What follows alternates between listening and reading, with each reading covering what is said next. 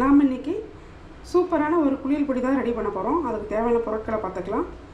பச்சை பயிறு, வெள்ளை கொண்டக்கடலை, பசம்பு, விரலி மஞ்சள், பாதாம், உளுந்து, பார்லி, இவ்வளோ தாங்க. இந்த பொருட்களை வச்சு தான் நம்ம இன்றைக்கி குளியல் பொடி ரெடி பண்ண போகிறோம். இதில் விரலி மஞ்சள் உங்களுக்கு தேவைன்னா எடுத்துக்கலாம், வேண்டான்னா நீங்கள் ஸ்கிப் பண்ணிக்கலாம்.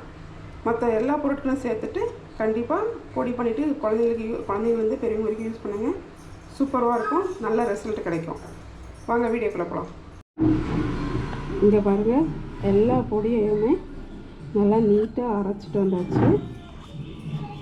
இந்த மாதிரி நைஸாக அரைச்சி ஆற வச்சுட்டு ஒரு டைட்டான ஹேர் டைட் கண்டெய்னரில் போட்டு வச்சுட்டோம்னா பூச்சி எதுவும் விழுகாமல் நீட்டாக இருக்கும். குழந்தைங்களுக்கு ரெகுலராக யூஸ் பண்ணும்போது குழந்தைங்களோட ஸ்கின்னு அவ்வளோ சாஃப்டாகவும் அவ்வளோ பிரைட்டாகவும் இருக்கும். இதே மாதிரி நீங்களும் உங்கள் வீட்டில் உங்கள் குழந்தைங்களும் செஞ்சு கொடுங்க. நன்றி, வணக்கம்.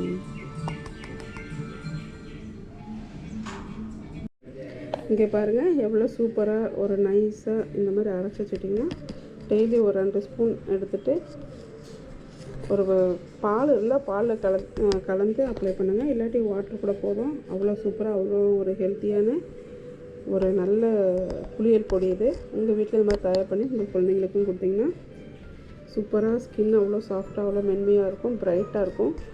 கருன்னு இருக்கிற குழந்தை கூட நார்மல் கலருக்கு வந்துடும். நீங்கள் ட்ரை பண்ணி பாருங்கள். தேங்க்யூ.